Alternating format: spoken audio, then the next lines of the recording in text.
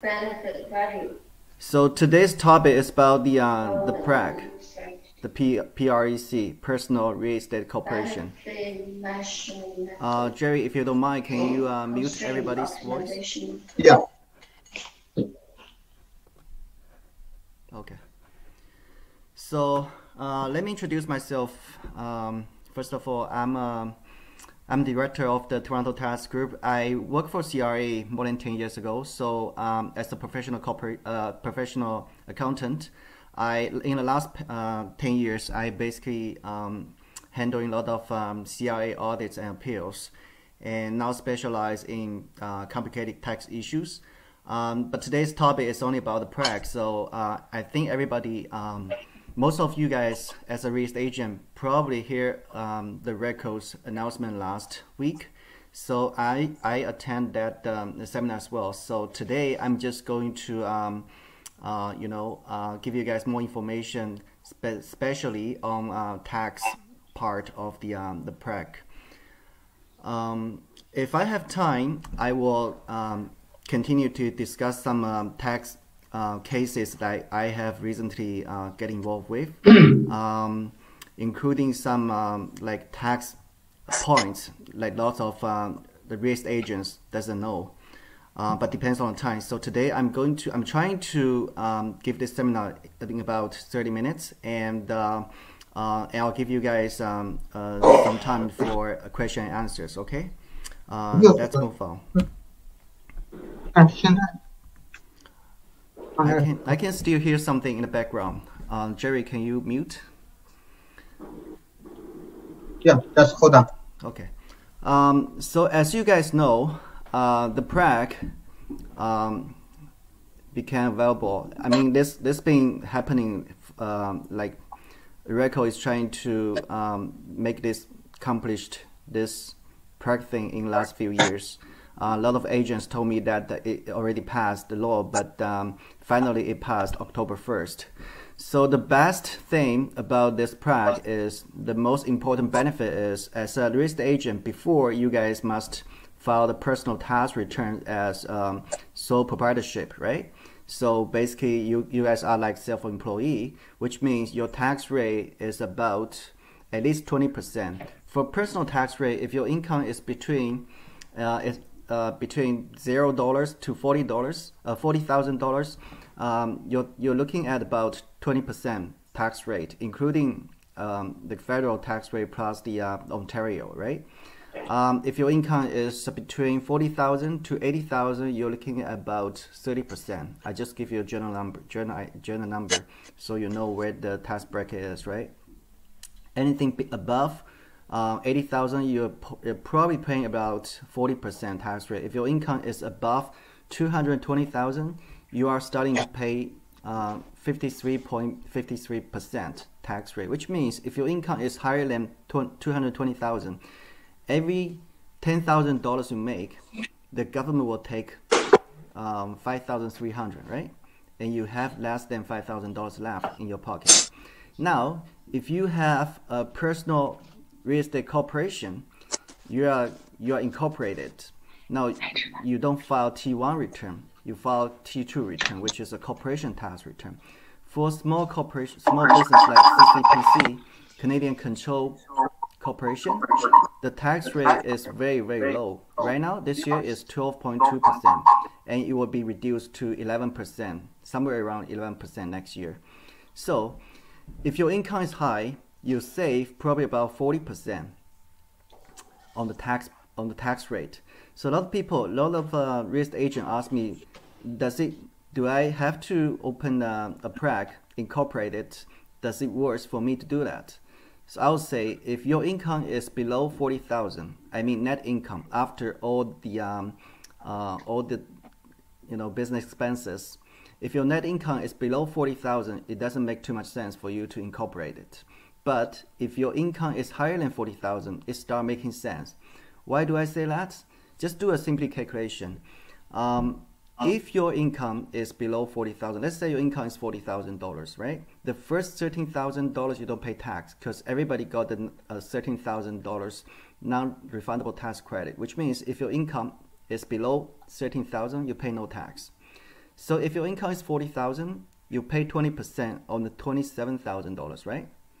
And if you incorporate it, you pay only 12%. So it saves you 8% on the $27,000, right? Not very much. So the money you saved, you probably have to pay the accountant for filing the T2 return. Because filing corporation tax return it's very different from filing the personal tax return. Filing the T2 return, corporation tax return, you're looking at about $1,500 every year on average, the fees. Accounting fees. Personal tax return is quite simple. You pay about a few $100s, right? So that's one thing.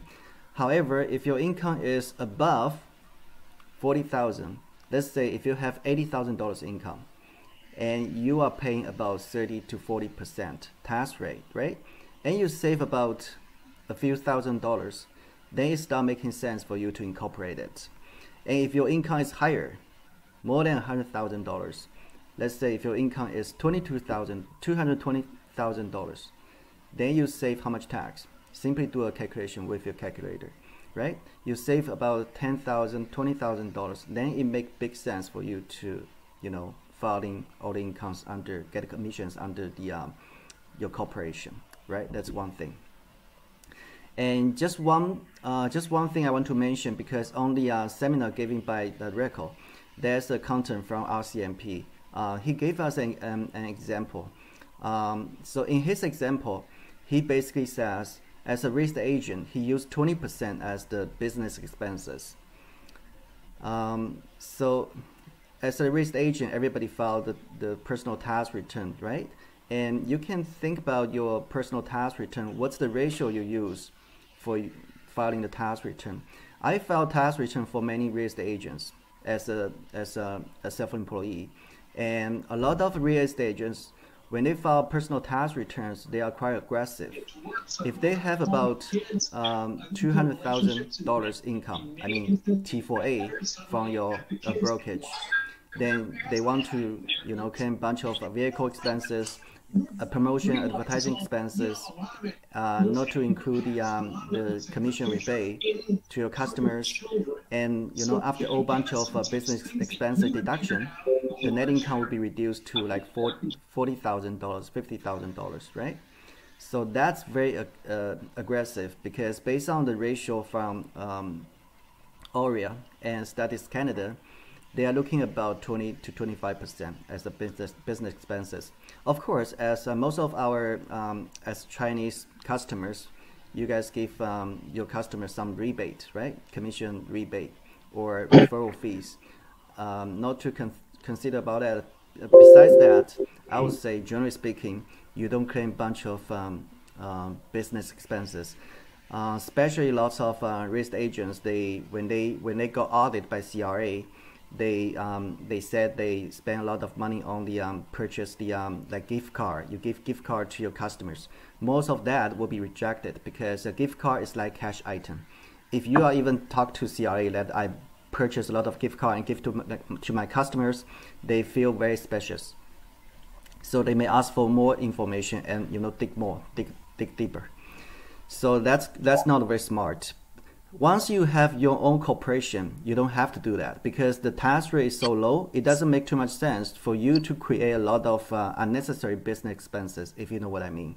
Because very often, when real estate agents, they got audited by the government, they will ask me, like, how do I get more receipts? How can I borrow, some gas receipts or some gift receipts from my friends, and now CRA, they are very smart. Last year, there's one real estate agent got audited by CRA. She just borrowed, a bunch of gas receipts or gift receipts, and send it to CRA. And CRA, within 1 week, CRA sent back a report saying that the numbers and the information provided doesn't make sense. For example, when you go audit, you have to show CRA, your let's say for your vehicle, you have to show them your log sheet, right? How many kilometers you drive every day from which part, right? From where to see which client. You have to give them very, very detailed log sheet. So this lady, this real estate agent, when she got audited, of course she doesn't record the mileage every day, so she have to record where she went in the last 3 years ago. So she just made up one log sheet and provided to CIA and got rejected because CIA sent back a report saying that you said that, for example, October 1st, you drove from Scarborough to Mississauga, right? Back and forth, 80 kilometers. Why we see a gas receipt the same day in Newmarket? Explain, right? So just want to bring this subject for you guys to pay attention to. In future, you don't have to do this. Because the corporation tax rate is so low, only around 10%, it doesn't make sense to lots of you, like most of you, to create some, to create some unnecessary expenses. Okay. Now let's move on. The second point I want to give you guys is that a lot of people say, can I name any names for my personal real estate corporation? In Ontario, the RECO doesn't really give much information, doesn't give too much restriction on the name. It's different from the BC. In BC, you have to follow very specific rules on naming your corporation. But in Ontario, they don't say that. So which means you can even have a number company for your corporation and name whatever you want to name. As long as you can pass the name search. Of course, if you want to name it like IBM, Apple, I don't think they will allow you to do that. So a lot of real estate agents in the past week, they want us to register the company under their own name, right? Let's say Julia Lee Personal Real Estate Corporation. You can do that. The only thing you need to make sure is because RECO doesn't allow you to use your corporation name for advertising purpose. So it's just like before, you still use your personal name to advertise. You can never use your corporation name to do. I'm sorry, there's something. Jerry, can you mute? I can still hear some people talking in the back.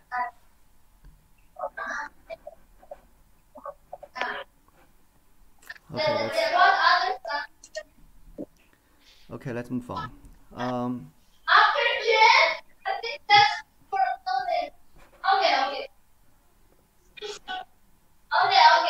Then you. Sorry, how do I do that? Give me 1 second. Excuse me, there's a noise at the background. Yeah, sorry, hold on. Let me.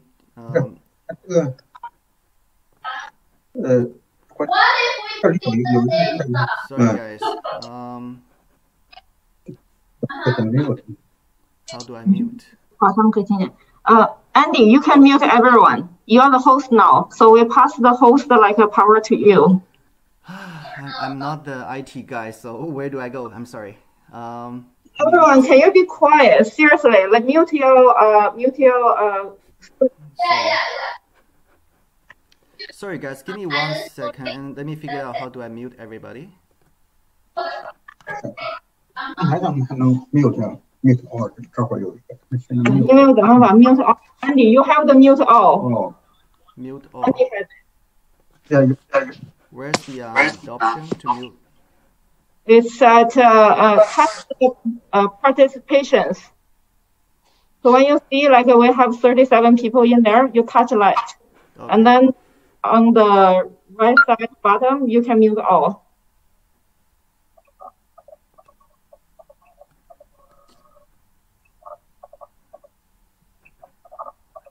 Okay, guys, sorry, give me 1 second. Yeah, just now I confirmed the mute all, but right now no. I don't see the mute all. Anyway, I don't hear the noise again. That's okay. Let's go back to the. No, it still has 4 people talking. So here.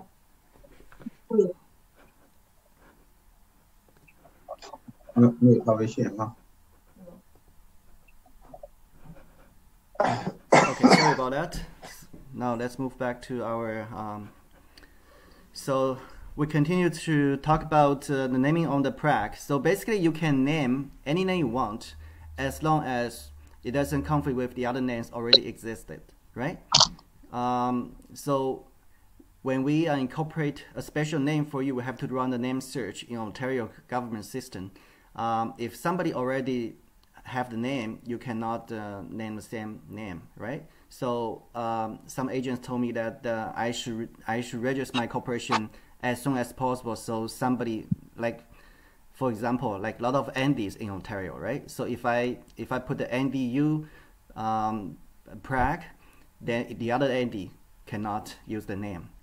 As long as it's not have to be exact the same, because when you run the name search report, it will give you similar names. If people have the similar names, you can still not using their names, right? Okay. But if some of you just want the corporation to receive the commission, then it doesn't really matter. You can use the number company. It's not a big issue. It's allowed by RECO in Ontario. Okay. Okay. Next point. Some people ask me,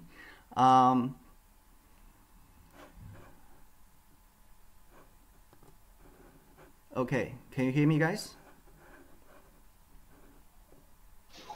Yeah, we can now. Okay. Yep. Some real estate agent asked me that if I already have an incorporation, can I use my existing corporation? The answer is yes. The RECO doesn't have too much restriction on that. So if you already have a existing corporation from the past, you can use the corporation as a Prac. No restrictions.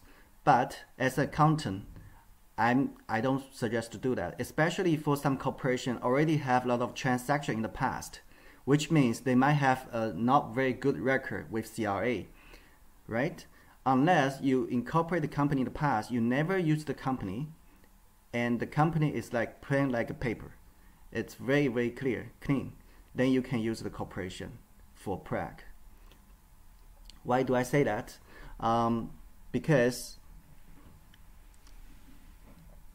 I'll give you an example. If you are running a travel agency, a corporation from the past, right? And you want to use this corporation for a Prac. When you file tax returns, CRA very, very specific asks you how many percentage sales are from the Prac, from your brokerage. What's the percentage of sales are from the travel agency? And of course, you can use one corporation to do different kind of business, right? But if anything happen to your travel agency business, it's gonna affect your Prac, right? All the money you receive from the commission you receive from the brokerage inside this corporation, it's gonna be affected. Now you guys know the corporation are the other benefit of to be incorporated is to limit your responsibility, right? All the corporations are limited responsibilities. Some accountants told people that you can have your company, you can create a company, which they call unlimited responsibility. In Chinese, they said 无限责任公司. So that's totally wrong, because if it's a corporation, it must be limited liability, right? If it's unlimited, it basically means it's sole proprietorship. Sole proprietorship, just like a self-employee, just like the way you did before. As a real estate agent, you file the tax return, all your income under your personal name, not under the corporation, right? So if you have one company running different kind of business, I mean, for the travel agency, every year they have to be audited by the TICO, right? You have to get the TICO report. Anything happen to your travel business, it's gonna affect your existing like RECO business. The money received, it's gonna be affected. Now, but it doesn't affect your personal assets. If you are running a business under your personal name as a sole proprietorship, if you are sued by people, then your personal assets, it's going to be affected, which means your house, your vehicle, your other assets under your name is going to be affected. That's one thing why you need to incorporate it. Now, if you have a holding company, it's going to be more protected. A lot of agents ask me this question. I'm going to explain that later once we go to that point. Okay. Now let's move on. Number 4. Can Prac have other business activity? Yes. As I said before, if you so basically RECO totally allow you to have other business activities. You can you can run other business, like even passive income. You can have money sitting in your Prac and invest the money into some bank or some financial institutions, and then you have a passive income. That's totally allowed. But one thing you need to pay attention to is, as a passive income, the tax rate is 50%. We can do some tax planning to reduce the tax rate to 19.5%, just like similar to personal tax rate, but you have to do very, very good tax planning in order to achieve that goal. But generally speaking, the government, the CRA, they don't want you to have too much passive income in your business. They want the small business to basically have active business income, which means you go out, you do your job, you make your money. They don't want you to just have a bunch of money sitting in your company, in your corporation, and then you just make rental income or interest income. That's not good for the whole economic, right?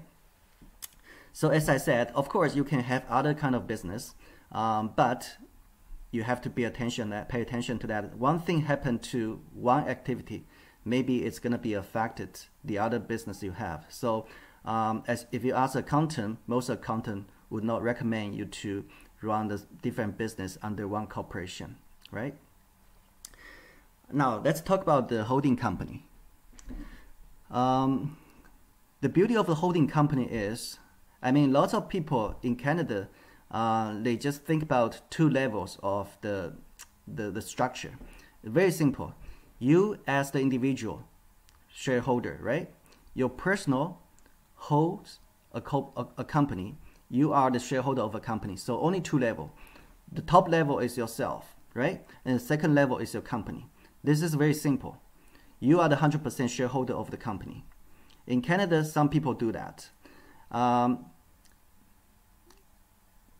I would suggest people do that only if they want to run a business in Canada for a few years, couple years, and maybe they will go back to Hong Kong, they will go back to China, right? And it really doesn't make too much sense for you to do two levels structure if you want to stay in Canada for a longer time. So normally a lot of local people, when they incorporate the business, especially for owners, especially for individual like owner of the companies, they have multiple companies. Maybe you have 2, 3, 4 companies. Every company is doing different things. Maybe you have one company selling stuff online, right? Making retail business, doing retail business, selling stuff online. And maybe you have another company doing a education center, right? And you have another company just receiving commissions from your real estate business, right? And maybe you have another company doing like real estate development company, like making buying an old house and rebuild a house and sell the house for money, right? And that's different, because if you do that business under your personal name, the tax rate is much higher. That's why you see a lot of builders, they bought the very old house and they turn the house down and rebuild a house, like new house, and they do this under the corporation because they enjoy the active business income tax rate only 12%. If you do that under your personal name, and it's going to be much higher, like maybe maximum 53% tax rate. So that's why a lot of builders they will do this kind of business under corporation.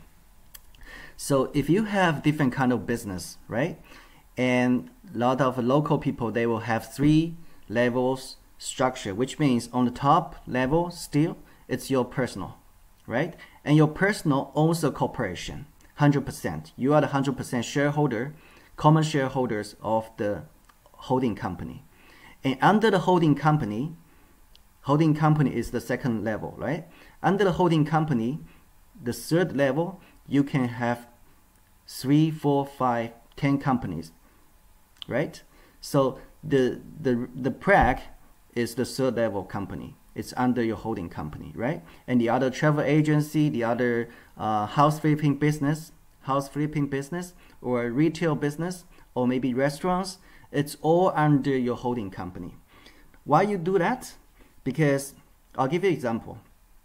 It's better protections. Let's say you have a restaurant, right? And you make about $100,000 profit in the restaurant. And most of the restaurant owners, they will distribute the dividend from the restaurant up to the holding company. So let's say you make $100,000 this year, and you will put $100,000 as a dividend transfer to your holding company. The dividend flows through between companies. There's no tax to pay.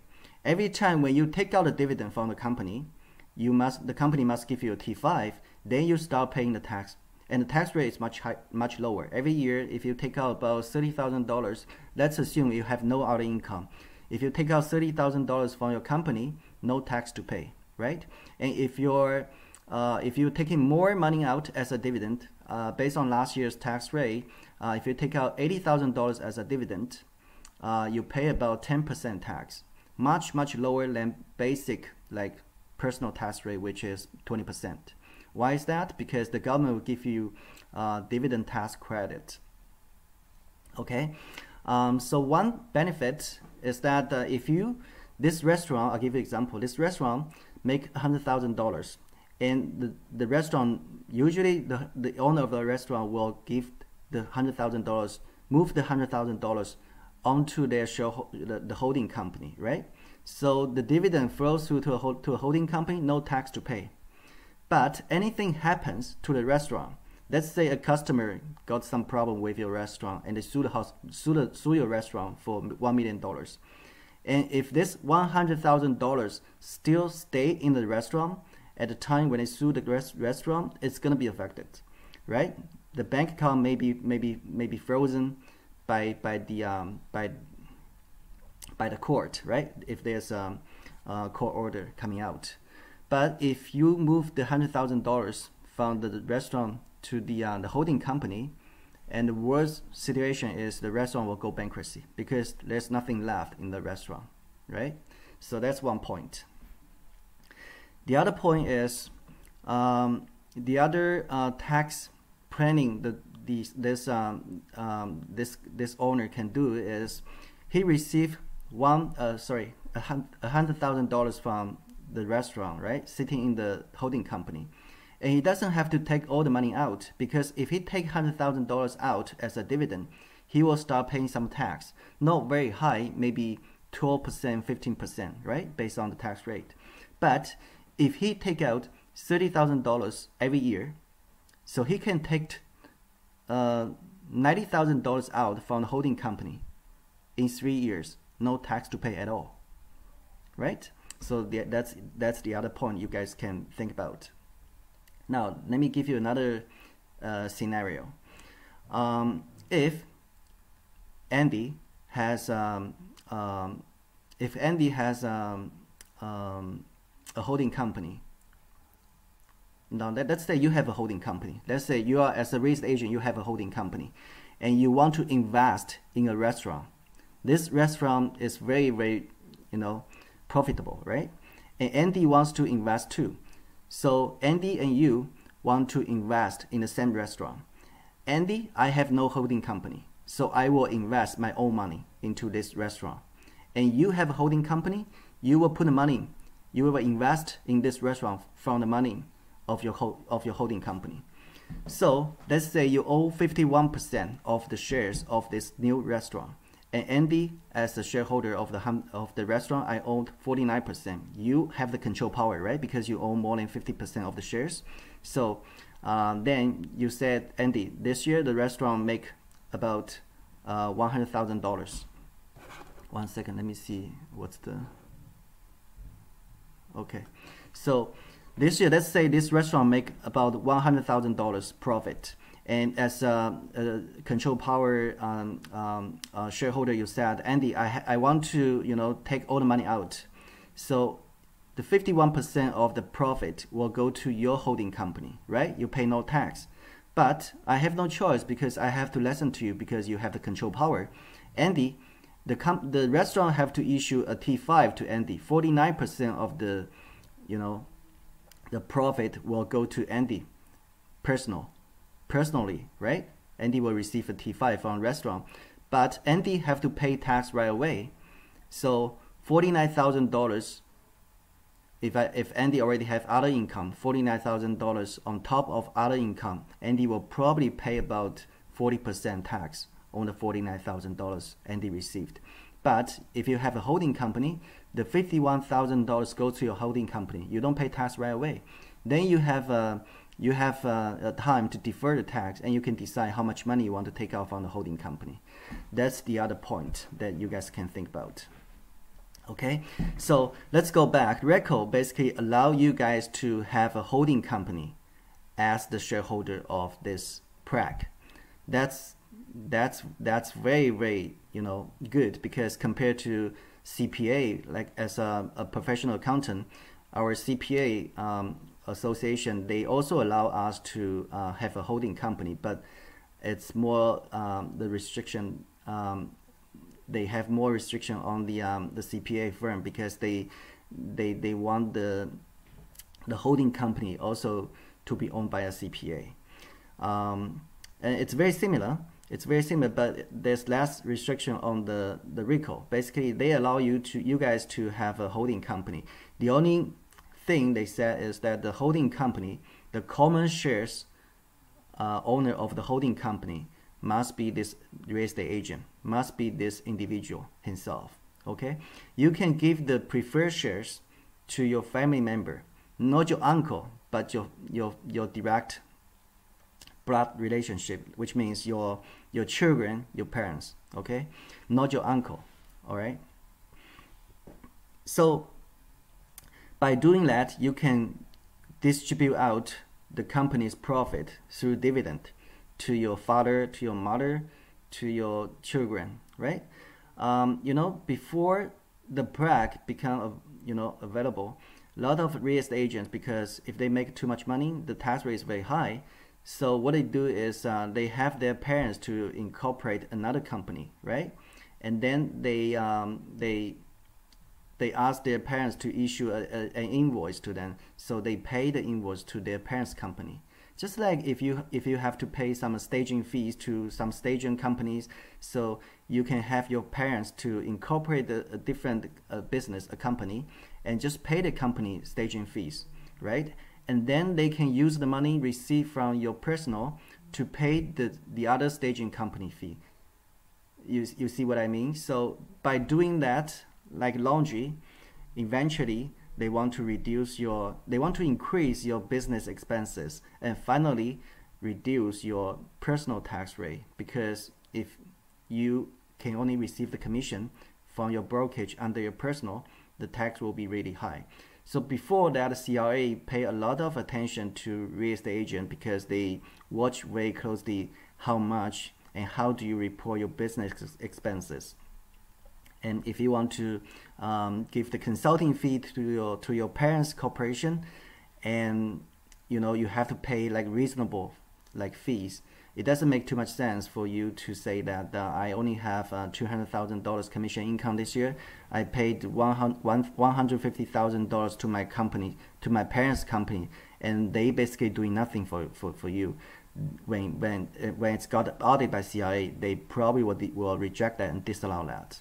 Okay, but now you don't have to do that, because you can have your own Prac, your own company, to receive the commission, and you can pay your parents preferred shares. Of course, there's a restriction on the preferred shares. So, but normally speaking, if your parents like really working for you, or your wife, your spouse really working for you, you can pay them salaries. You can even give them some preferred shares like dividends. That's not a big issue, right? And you can do the income splitting in this way, and it's much better than the way before. Okay, let's move on. Now, point number 6. A lot of real estate agents ask me that I already paid the registration fee to RECO, right? Under my personal name. Do I have to, once I incorporated a Prac, do I have to pay the fee again? No. The answer is no. You don't have to pay registration fee twice, but you need to notify the RECO. Once you incorporate it, we will give you guys the articles, the mini book, the resolutions. You send the information to RECO. You have to email to them. The email address I'll put down on the PPT, or maybe you can go to RECO's website. They have more detailed information there. You need to email the incorporation details to RECO. That's it. You don't have to pay the fee twice. Okay. And number 7, you can only incorporate a Prac in Ontario. It must be Ontario corporation. You cannot. It cannot be a federal corporation. Right? A lot of agents ask me like just October 1st, and at that point of time they don't really release much information. So some agents, they cannot wait because they want to have their commissions received as soon as possible and put into the corporation so they can enjoy the 12% tax rate. At that point of time, they didn't know about that, so they incorporate the federal corporation. Now RECO said that's not allowed, so they have to register. They have to incorporate another Ontario corporation. All right, you have to combine with the RECO guideline. Okay, very importantly, you cannot register a federal corporation. Must be Ontario corporation. Now, number 8, the brokerage and yourself as a real estate agent and the Prac, the company you incorporated, must have an agreement. Okay, you must have a 3-way agreement, and then I'll suggest you guys consult with your brokerage. Now, the other benefit of doing this Prac thing is about the capital gain exemption. I didn't really want to talk about this because it's very complicated. You know, for tax planning purpose, it's a little bit more complicated. But if you guys attend the seminar of the RECO last week, that the accountant from KPMG, he point out this issue. So I'm just going to explore a little bit more so you guys have a general idea what is a capital gain exemption, why there's about $880,000 you know, tax-free I can join. So I'll give you an example. Before, if you are give me 1 second, there's some people asking questions. Sorry guys, you can put the questions in the chat part, okay? And I will give you guys some time after the seminar. I'll give you guys some time to ask questions, okay? So before, if you are doing the real estate business under your personal name, one day you decide you don't want to be a real estate agent, you want to maybe do a insurance, you want to be an insurance agent, or you want to retire, that's it, right? You don't get anything from your practice. Maybe you do the real estate agent thing for 20 years, right? You make your commission and that's it. Once you retire, that's it. But as an accountant or as a doctor or as a lawyer, normally we are in the same page. We have our professional corporation. The Prac is also a professional corporation. So once, as an accountant, once we are thinking to retire in future, after 20 years, Andy think this is too much. I don't want to be an accountant anymore. I just want to, you know, retire and enjoy my rest of my life. At that time, Andy can sell my practice to other accountant, right? Lawyer, accountant do that all the time. So real estate agent, once you have your Prac, your professional corporation, you can also do the same thing, because in the 20 years practice, you create a lot of reputation, right? And you already have a lot of customer base, and you have a customer list. So maybe after 20 years, you want to stop and you want to retire, you can sell your practice, you can sell your company, this corporation, personal real estate corporation. You can sell this corporation to other real estate agent, right? Maybe they feel interested. So as owner of the company, once you sell the company, you sell the shares. If you sell the shares, you pay capital gain, right? Just like the house. If you sell a rental house, you pay capital gain. So in future, if you sell the corporation, how much tax you need to pay? Normally, you have to pay the capital gain 50% of the profit you sell for. If you sell your corporation for $1 million, right? 50% of that, $500,000 become your income, and based on your income tax rate, you have to pay tax on that. The beauty of that is the capital gain exemption, $883,000 right now. The government promised to increase that every year to $1 million. It was $750,000 years ago. Now they increase every year. This year it was $883,000. So let's assume you sell your corporation this year and you sell for $800,000. If there's no capital gain exemption, you have to pay like $400,000 become your taxable income, right? And you have to pay tax on that. Maybe you pay $200,000 tax, right? But if you have the capital gain exemption, 100% of that, $800,000 is tax-free. You sell your corporation for $800, you pay no tax. This is very, very like a good planning tools to use. Of course, there are some restrictions on that. In order to use that, you must use the corporation had to be 90% of the corporation's income must be active business income. It cannot be passive income. That's why as an accountant, I don't suggest you use your Prac, this company, to do any other business, right? Because the real estate business, of course, it's active business income. But if you have any other rental income in the same company, in the same corporation, and it's once you want to sell the corporation in future, it might not qualify for the small business capital gain exemption. If your rental income, passive income, rental income is passive income, right? Unless you do some like Airbnb and you have to do more things, not just collecting the rent, right? That's a different issue. But that's why of course, you can use your corporation to earn some rental income, but if you want to think about future, if you sell the corporation, you want to get a capital gain exemption, I don't recommend, as an accountant, I don't recommend you guys to do that, to get a rental income under this Prac. Now, if you guys go to RECO's website, and RECO says, yes, of course, you guys can use this RECO to purchase properties to make rental income. But again, we don't recommend you guys to do that. One reason is because the capital gain exemption, maybe you guys want to use in future. So if you guys want to have a rental income, or maybe you want to buy another property under the corporation and making some rental income or some investments, I'll suggest you guys to incorporate another company. It can be a federal company. It doesn't have to be Ontario company. It can be federal company, but it's on the same level, level 3, right? Just on the same level as this Prac, but it's a different corporation. You can use that corporation to do investment, to buy properties, or maybe even under your holding company, right? So that's one issue that you guys can pay attention to for this capital gain exemption. I think it's going to be very, very useful because as an accountant, I work very hard for like maybe 20 years. After 20 years, I don't want to pay tax for all the practice I have accumulated. Just like real estate agent, you spend so much time, you put so much effort in building your business, right? There must be some return, and then let's move on to next point, which is the Section 85 rollover. What does that mean?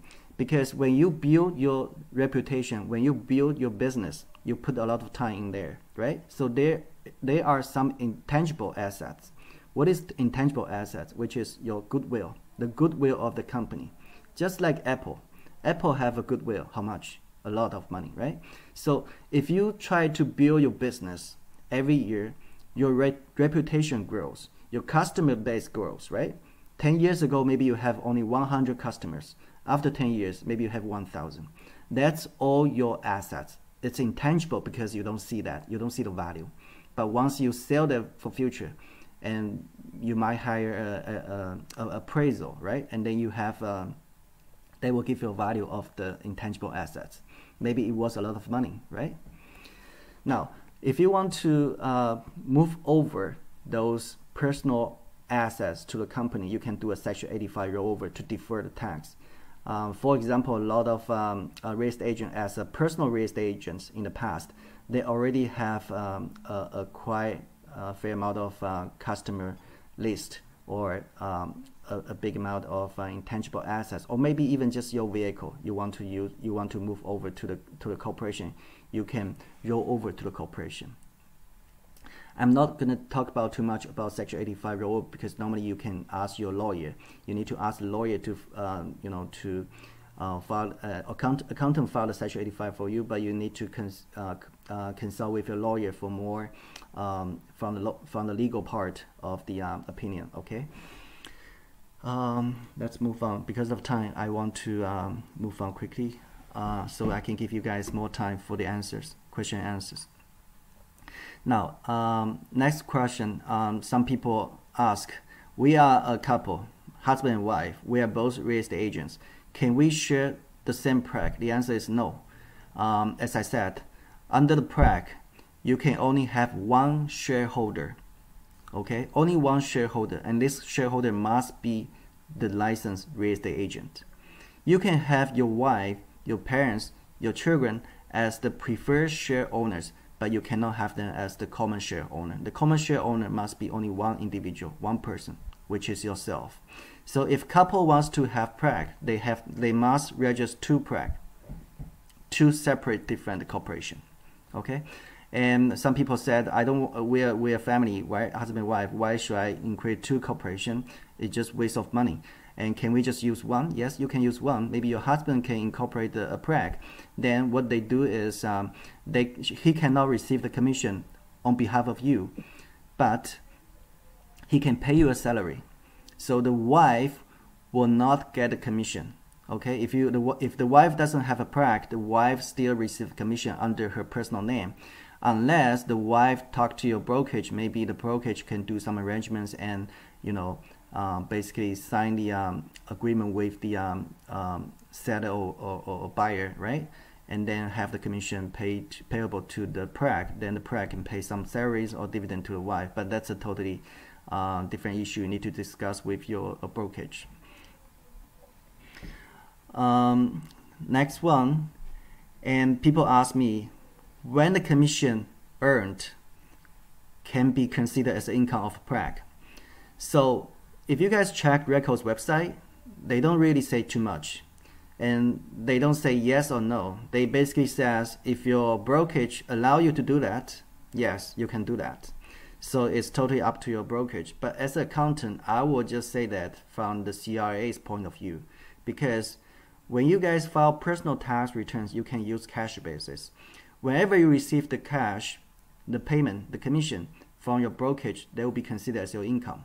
But under the corporation, the accounting theory is different. The corporation must use accrual basis, which means whenever you sign the agreement, right, then they'll be considered as your income.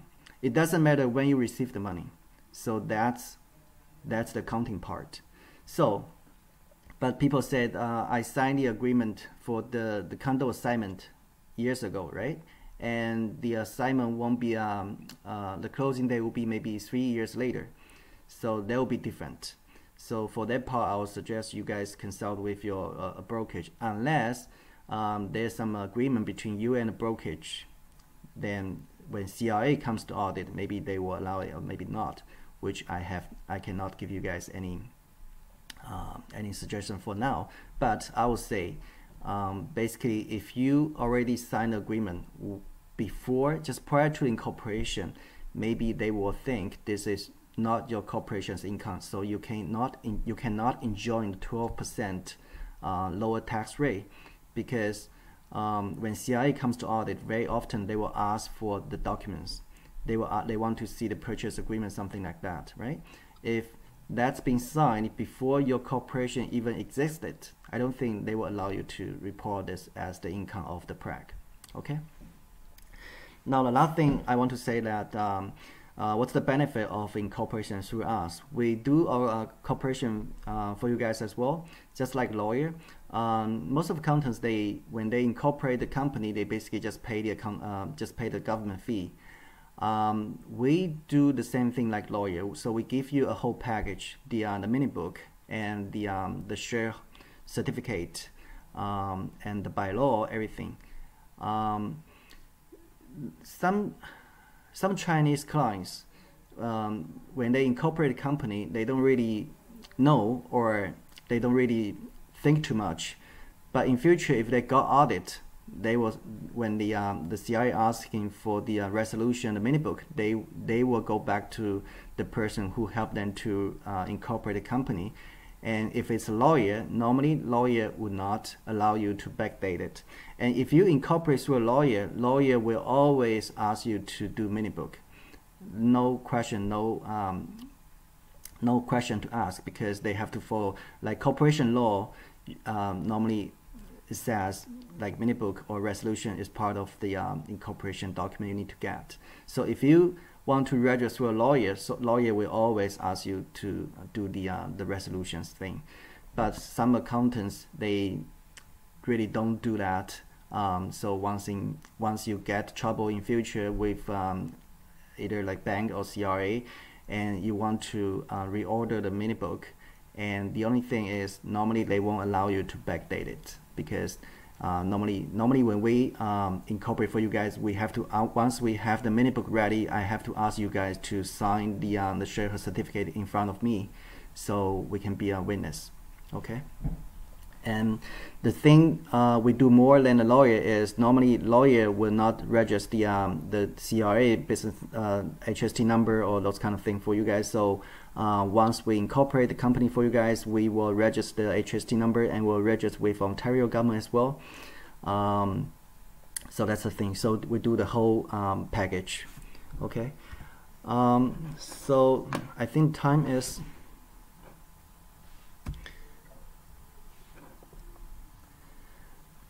I'm trying to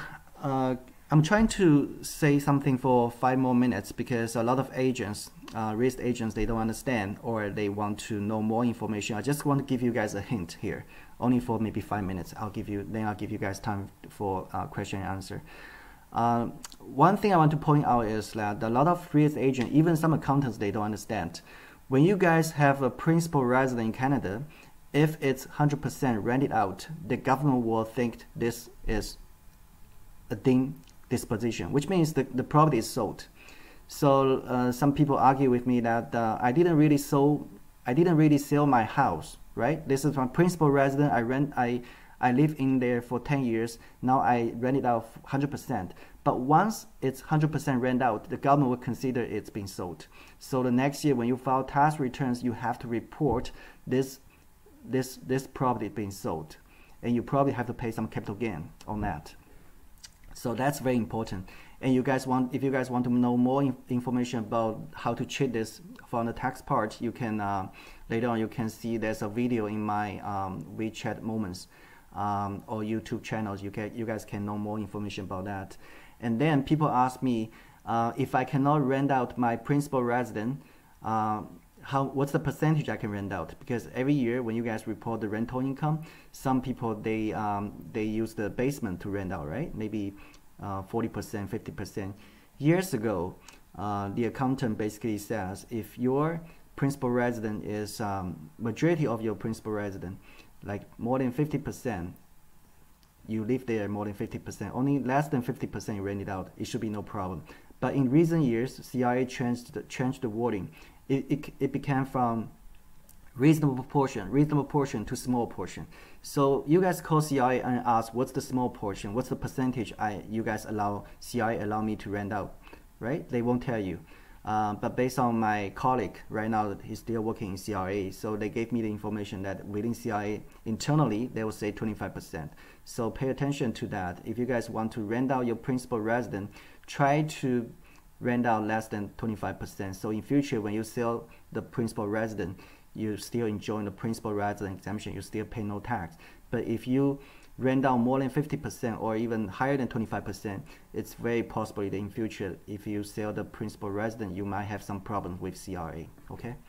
And some people say if I don't want to pay any capital gains, like if I rent out my principal resident and I don't want to pay any capital gains, what can I do? There is some election 45 bracket 2 and 45 bracket 3 you can use. I don't want to go into too much details because I can talk about that for one day, right? It's too much information. But you guys can watch my YouTube channels for more information. And just recently I got some accountants, they filed the election 45 bracket 3 for my client in BC, in Vancouver. They got rejected. There's a CRA case I also discussed that why it's got rejected. So very importantly, when you guys change the use of the home from a principal residence to a rental property, or change from a rental property to a principal residence, very, very importantly, you have to keep all the receipts, all your sufficient documentation for the proof. For example, when you move from your rental property to your principal residence, you need to keep the receipts. Like moving company, they will give you a receipt, but for a lot of Chinese customers, they pay cash, right? So they don't get a receipt from the moving company. But once you got audited by CI, that's very important. It's very, very important that you can show a receipt or anything that shows that when you move, right? And also some of my clients, they got rejected because when they change the address, they don't update their driver's license, they don't change the bank statement address. Yeah, so that you guys need to pay attention to, because something that when you move from one resident to the other resident, you need to think about that. If you don't keep all the documents in future, one day maybe it will become very, very important, and you will be really regret if you don't keep those receipts. Okay. Then I don't want to go too much details. Maybe next time if we talk about principal resident rental or some even non-resident issues, because as a real estate agent, you have to know that if your client is a non-resident of Canada, their rental, let me move to the step. If your client is a non-resident and when they sell the property, the lawyer have to withhold 25% of the sold price. Now this, starting from a few months ago, just June, I think, a lot of people, they got audited by CRA, because after the COVID-19, the CRA came back to work. Every officer now, they have a cell phone at home. So a lot of appeal cases, they come back to normal. So a lot of people get audited by CRA on their residency standards, because when a resident sell the property, a lot of lawyers, they are confusing if this guy is a non-resident or not.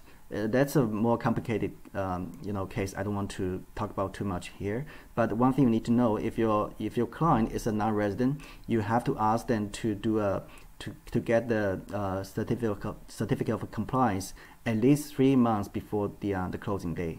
Right, because right now, based on my record, last certificate of compliance we received is 4 months ago. So which means it takes about 3 to 4 months for CRA to process that.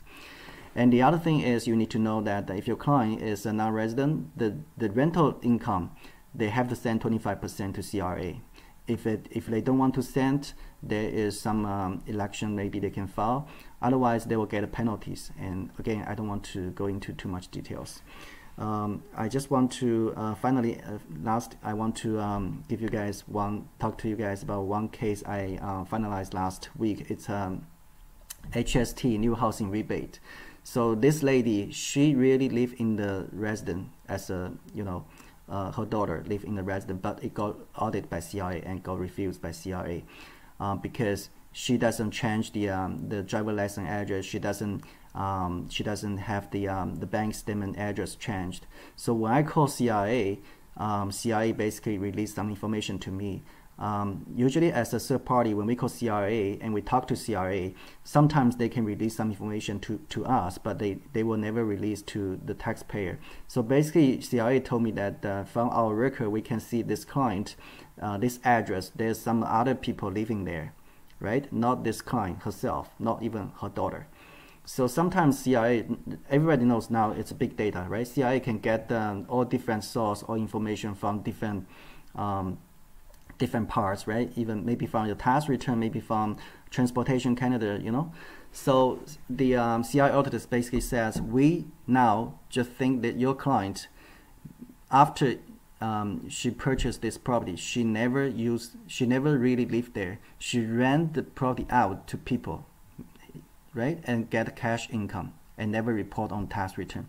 So then CRA, if CRA think about you're making rental income, like cash income, you never report your tax return, it's become another quite serious tax issues. So usually for new housing rebate, a lot of lawyers, when they negotiate with CRA, they will usually, not even lawyers, even like taxpayers, they will usually say, when I purchased this condo, let's say in downtown, my intention at that time, like 3 years ago, I was trying to live there by myself for school, maybe for studying purpose, maybe for working purpose. For some reason, I cannot study in downtown, I cannot work in downtown, and that's why I have to rent it out, or I have to sell the property, right? Usually you got the audit by CRA. They, especially when you buy and sell the property quite often, like once a year, CRA maybe audit you and saying that this is your business income, not your capital gain, that kind of thing. So people usually use the excuses that I need to study or work in downtown or somewhere, but for some reason, right, unexpected reason, I cannot do that. But now CRA hear about this story too much. They don't even believe you. So finally, I'm not going to talk too much details. If you guys want to know details about this case, you can later on watch my video. I'm gonna talk the details. Finally, like we just convinced this CRA auditor that we have to. It's not like we make up story, but we have to give a reasonable excuses. So this CRA auditor basically saying that yes, your daughter lived in the resident. It was her principal resident, and usually CRA will ask 3 pieces of supporting documents, like your bank statement, your driver's license change confirmation, right, and your credit card statement, and your phone bill, and the internet bill. That's it. They won't accept the utility bill because even if you don't live there, you still can have water bills or electricity bills, right? So we can only provide 2. This CRA auditor, like, basically said they're gonna help us to, to explain to her supervisor, to team leader, and see the case can be closed like successfully. I just want to give you guys some hint about how when you guys got audited by CRA or your clients got audited by CRA, it's all about the communication or negotiation with the government. Never be aggressive, because I do have one lady. She have all the proof she was living the principal resident, but then CRA doesn't take any of her evidence because she was very aggressive. Even when she met with us, she was so aggressive. She basically said, I live there from day 1 to now. I provide this proof. Why you guys don't accept that, right? She's trying to argue with CRA officers. That's not good. All right. Okay. Now let's go back.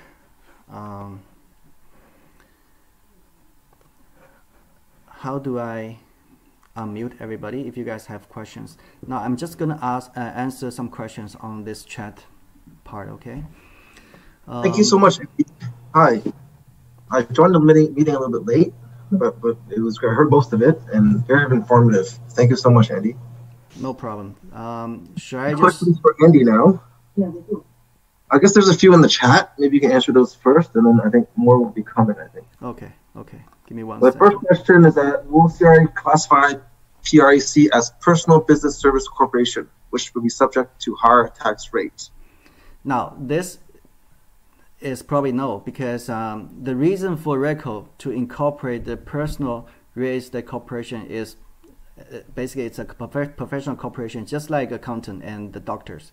So I don't think it's going to be the personal business service. So this whole thing is by the government for us to save taxes. So exactly. Otherwise, it will not be the same as the other corporations. That's right. Second question is from Alex. So under PREC, do I have to have a corporate bank account, corporate credit card, a corporate vehicle that I cannot use for personal use?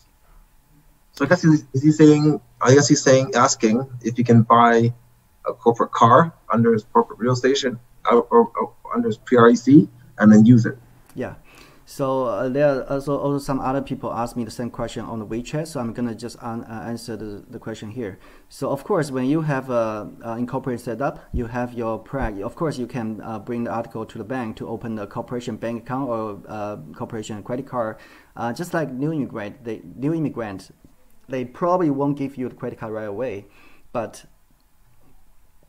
once you have the credit card, once you run the corporation for 1 year, 6 months, something like that, you have your credit built up, right? Just like a new immigrant to Canada. So maybe after running 3 years, you have your credit already under your corporation. Then you can start using the corporation even to buy a property, right? They may give you some a mortgage loan, something like that. For corporation vehicles, yes, you can lease or finance your vehicle under the corporation, and as long as you use 50% of the vehicle for business use, for this real estate business use, that you should be fine. If you don't want to register your vehicle under the corporation, you can still have your personal vehicle for the corporation. But the thing is, you have to lend your vehicle to the corporation, right? You have to charge a fee every month to your corporation. Then your corporation have to pay the fees every month. Of course, your corporation can use the fee you charge as the deduction from the business income. But I mean, the corporation tax rate is so low, it's only 12%. So I don't think it makes sense for you to do that, because as a personal, you have to report that every month, the fee under your personal tax return, right? So think about it. I don't think it's going to be worse for you guys to do that. Next question. Questions from our colleague Sam. Is there any benefit to setting up a separate level 3 company to hold real estate investments versus holding those real estate investments directly in the PREC? Can you repeat the question again? I don't quite. So he's saying the difference between buying real estate under the PREC and through a holding company that owns the PREC and a separate investment company. Okay, I think what he's trying to say is that does it make sense to buy the real estate property investments under the holding company or under the other level 3 company, right? So it does make some sense, and the reason a lot of people they use the holding company to purchase the property is just for protection purpose. Because if you do any kind of business, even if you do real estate development business, there's always a risk, right? The holding company, it's just like your wallet, right? You use your wallet to hold the shares, to hold the money, to hold the properties, right? You never use your holding company to do any kind of business activities, so there's no risk. And in future, you can pass the holding company to your next generation. Of course, the holding company is going to stay for you for the whole life, right? And you can use your holding company to buy insurance as well. And if you use the company to buy insurance, the CRA doesn't allow you to claim the expenses like life insurance. I mean, they don't allow you to claim the insurance premium as expenses. It's not a business expenses, but you can save the tax on that, because normally if you want to buy insurance, you have to get the money from the corporation, right? And the company have to, which means the company have to give you a T4 or T5. Then you have to pay the tax, right? And then you use the after-tax money to buy the insurance. But if you buy the insurance inside the company, it will save you some tax. That's it. So to answer this question, I think a lot of the builders, they will use level 3 companies. They even have investing companies. They have just like a limited partnership or general partnership. It's more complicated than the structure will be more complicated for real estate developers or builders. So they will use one company to receive commission, and they will use a specific company to hold the assets, right? To hold the investments, and even use their company to sign contract with different people. The whole purpose is for protection, to save the risk. So you never use, if you want to use a holding company to buy investment like real estate investments, I would say you never want to use that to generate any kind of income or get involved with any kind of business activities. Okay. Will the shareholder also be the employee of the brokerage? So under the conditions, the controlling shareholder is employed by a brokerage to trade in real estate.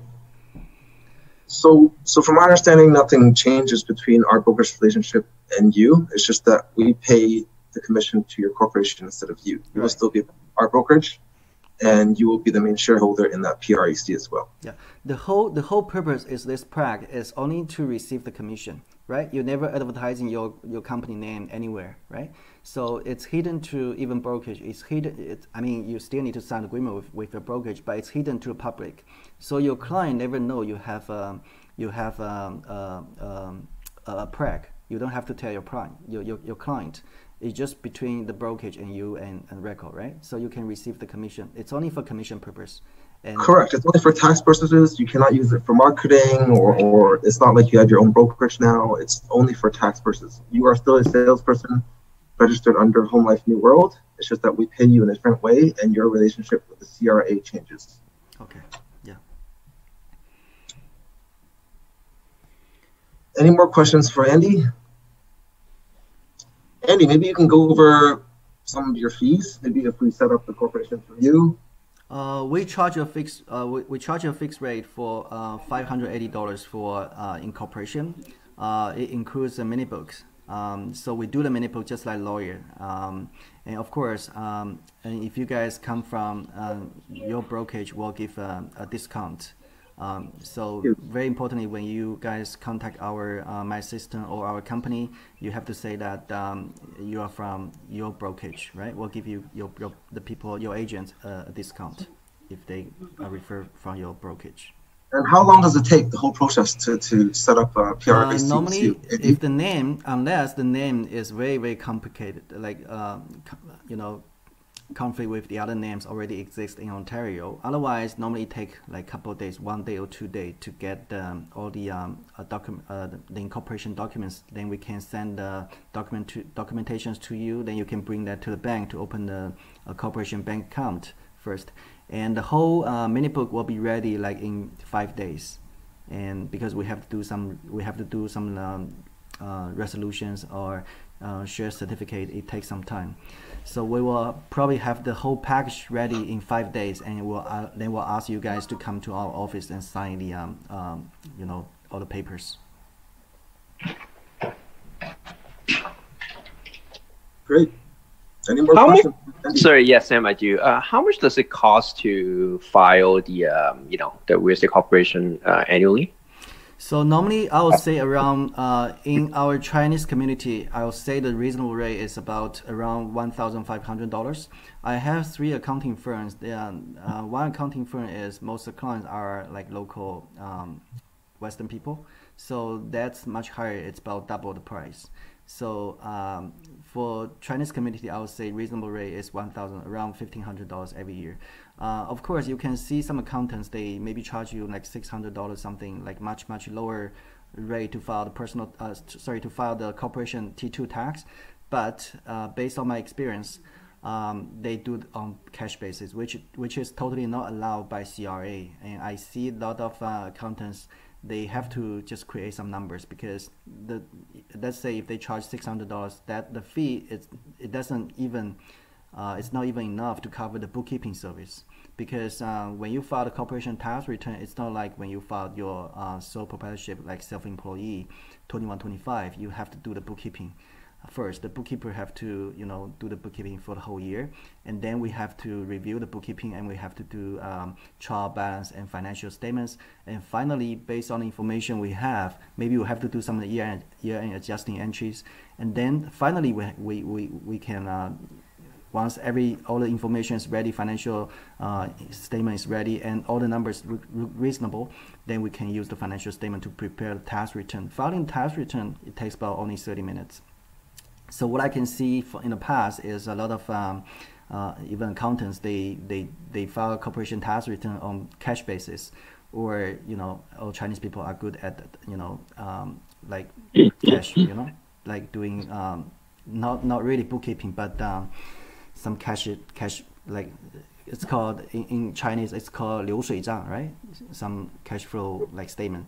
They are good at that, but it's not accepted by CRA. So once if CRA comes to audit you, they find this has been done for the last few years, they will come back to like 3-4 years ago and do even net worth assessment, because the net worth assessment is quite popular these days. Just starting from last September, last September, I got a lot of CRA cases, like all net worth assessment. If they feel sometimes people, especially Chinese people, they transfer money from China to here, right? And if they have, they don't report much personal income every year, but they have, they live in like very, very expensive house. They drive like very expensive vehicles. It's very like easy to get the trigger by CRA, because now it's very popular. CRA, they call this it's lifestyle audit. So every year they even randomly select like a lot of people, lower income family to do audits. So everybody knows now the government is giving out a lot of benefits, right? And the I can assume that after this COVID-19 thing is clear, they might either they will increase the tax rate, or they will start auditing a lot of people. Of course, the target would be those high assets people, right? And especially with low income, especially like non-residents. Some non-resident, they call their non-resident, but they are not really non-resident. And some residents, they are non-resident, but they call themselves like residents. So it's very, very like risky, because some people, for different kind of reasons, some people, they just want to renew the Maple Leaf card, right? They want to renew the PR card, so they file as a resident. And I have a client this morning asked me like, how do I get a benefit? I'm not even in Canada. So those kind of things, it's very risky. We never recommend people to do that, taking advantage of the government. But because in future we will pay all the penalty, everything like interest back to the government. It's not good. Thank you so much for elaborating everything. I have a little bit more complex tax situation. But so would you be able to offer some sort of like a free consultation, sit down maybe like half an hour or so, things like this in your office? I do provide the consulting service if you're like your situation, because every family is different, right? Like principal resident, rental property, and election, all kind of thing. It's quite complicated. But I don't provide the free consulting time. Usually we charge like when we do the appeals or audit, like with the lawyer, we charge hourly. My fee is $300 an hour. So if you have just a few questions, like quick answers I can give you, I won't charge any fee for that. But if you want to schedule time to meet, right, and we charge by hour, it's $300 per hour. Okay, no, good stuff. Just to get an idea. All right, then. I got no more questions. Thank you, Andy. And my contact information is in the PPT. There's a picture you can scan, and maybe you can ask your boss later, right? Yep, I could. Thank you. Any other questions? Maybe in the chat, just type again your phone number and email, just so people can find you. Okay, they don't. 1 second. Hello? Hi. Hi, Andy, can you hear me? Yes, we can hear you. Okay, good. I have a question for the incorporation. So once I have the incorporation set up, and the commission will pay to the corporation, and then I need to pay myself from the corporation. So from the tax perspective, is it better to pay myself as a salary or as a dividend? What's the difference? I think dividend is better, right? But CRA, they are trying to improve. So basically now the dividend and salary doesn't make too much difference, but usually speaking, dividend is better. I'll give you an example. If you have no other income at all, right? Everybody in Ontario, we have about $13,000 non-refundable tax credit, which means if your income is lower than $13,000, you pay no tax. Let's assume you have no other income at all. Then it does make sense for you to pay yourself $13,000 salary, T4, right? You got $13,000 on your personal tax, you pay no tax at all. You can use up your non-refundable tax credit. And at the meantime, the company, your corporation, the Prac, will have $13,000 deduction against your income, right? That's one thing. Now, if your income is never that low, you have other income like rental income, investment income, right? Then you probably will think about paying yourself dividend, because the dividend is after tax money. After the corporation pay 12% tax rate all the money left, you can issue yourself a dividend, right? And if you guys take out a dividend, I discussed already previously in the previous PPT, right? If you issue yourself $30,000 dividend, usually you have no tax to pay because the government will give you just quarterly dividend tax credit to even out. But if you want to issue yourself like more than $30,000, maybe $80,000 dividend, as I said, the last year's tax rate it will be 10%, still very low. Okay. But again, we have to usually before you file the corporation tax returns, we have to meet with our client because case by case, we have to see how your financial statement look, and we have to see like what's your intention next year, right? If you want to, let's say, if you want to sponsor your family, your parents to immigrate to Canada, maybe you need the higher income. They will give you, we probably will give you much higher like dividend, right, to save the tax. But if you said, Andy, I don't need any much higher income, I don't want to buy a house next year, so I don't need to apply for the mortgage, and I just want to get some, I have more children, right, I want to get more CCB, the Canada Child Benefit, then I'll need the much lower income. So we will probably just give you some like $10,000, $20,000 something, right? So it really depends. And the other benefit of incorporation is that you don't have to go, the year end doesn't have to go by December 31st, because if you file a personal tax return, the year end is defined by the government already.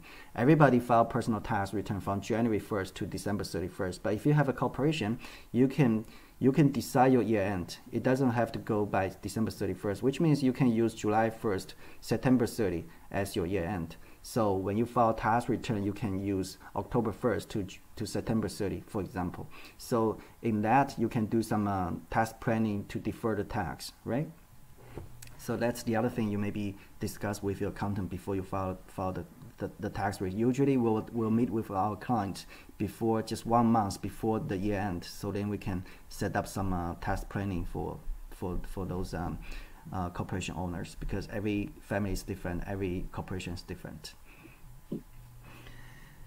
And my hourly rate is it's not $100, it's $300 an hour.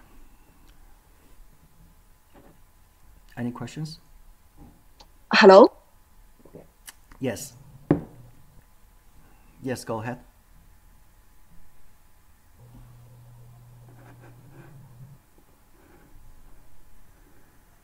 Hello, can you guys hear me? Yep, I can still hear you. Who just said hello? Hello? Yeah. Hi. Hey. Okay, sorry. I don't know if you guys can hear. So the question for the credit, dividend credit, is not only applied to the third tier company, to the second tier hold company. It's also applied to the whatever tier the company paid the individual itself. Is that statement correct? I don't quite the get dividend your... credit. Okay, let me explain it another way. So the dividend credit. Sorry, okay. So the dividend credit also apply when the company, let's say the incorporation, pay the individual person. Is that correct? Yes, because as I said, when the dividend flows through from a company to company, it doesn't pay any tax. The dividend right. So my question is from company to individual person. Does that dividend apply as well? You only pay the tax on the dividend when you take money out from the corporation to your personal. To pay myself, not to pay the holding company.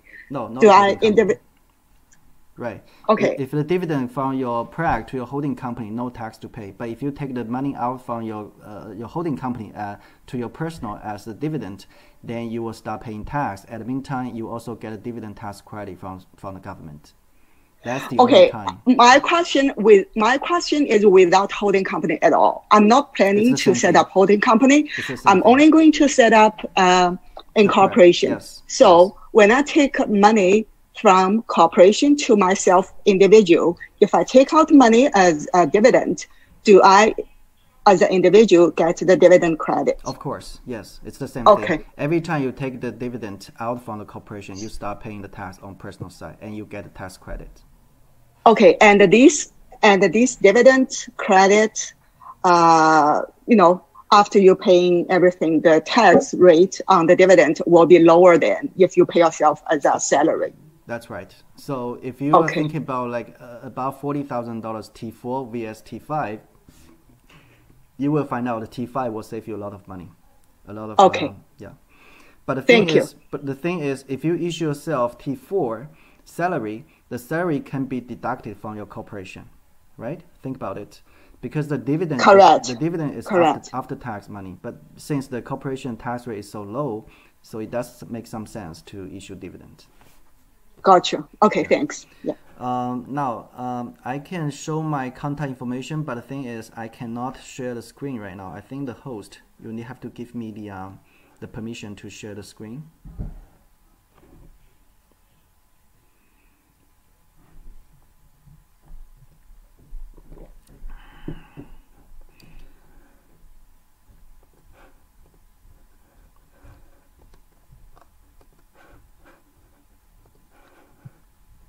Okay, so everybody can see the little picture on the PPT. You guys can scan that, and you guys can also ask Kina for the my contact information. Okay. Any other questions? Hello, can you hear? Would you want to give out your email and your phone number, because some of our colleagues do not use WeChat? Yeah, I'll give the email address later.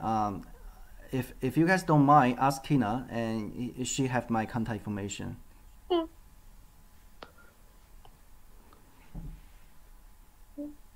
Great. Any other questions from the other agents? Can I have a hello? Yes, can go you? ahead. Go ahead. I want to ask a question. Like, I already got a lease from my car and also my insurance, and right now it's in my personal name. And the thing is, if just in case if the car lease and the car loan and insurance cannot change the personal name, so what can I like when I applying for the PREC? What can I do to save the tax? Now, as I said, you can lend your vehicle to the corporation, so you can charge a fee to the corporation every month, right? Let's say you can charge the $500 to your corporation every month. Now, the corporation will have $500 deductible as a vehicle expenses. On your personal side, you will have $500 income, right? Like rental income every year for the company to use your own vehicle. Now, you have a $6,000 every year, the vehicle rental income, right? And then you can use your personal like insurance or gas or everything to reduce that $6,000. Just like your like, you know, everybody real estate agent, you use your home office, right? Maybe you use 20% of your home office, so you can claim your the utilities, your home insurance, those kind of things. So it's the same thing. In future, if the corporation wants to use your 20% of your house for like office, for business purpose, you can also do that. So when you file a personal tax return, you have some income from the corporation, right? Let's say the previous example, we give $500 per month, so $6,000 a year. Then you can deduct your vehicle expenses like gas or repair maintenance or insurance against that. So eventually, on your personal side, maybe it reduced from $6,000 to zero, right? Does it make sense to you guys? So do I need to do a lease agreement between myself and a Prac? Technically, yes, but when CI comes to audit, I have a lot of CI auditors, they come to audit, and you can make up because you are the only like shareholder or director or the officer of the company and yourself, so you can make up the lease agreement. It's not going to be hard, but because the small is not the material, it's not a big number, so usually CI auditors, they will not really, you know, argue too much about that. So basically that means I just use the money from the Prac to pay into my account. Yeah. Okay. Okay. Thank you. You can just like do a little like this agreement. Like you have to indicate how much you charge the company every month. I see. Okay. Thank you. Okay.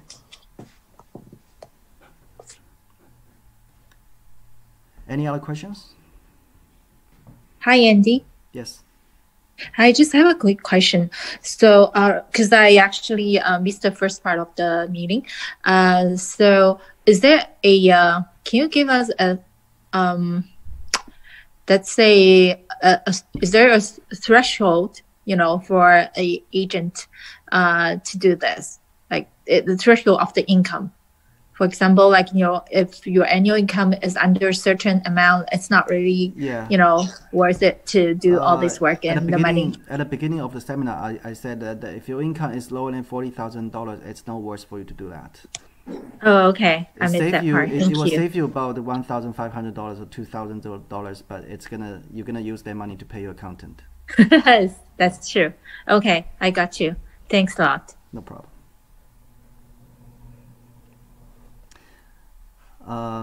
Host, if no other questions, then we will stop here. Thank you so much again, Andy. Very much. Okay. All right. Thank you.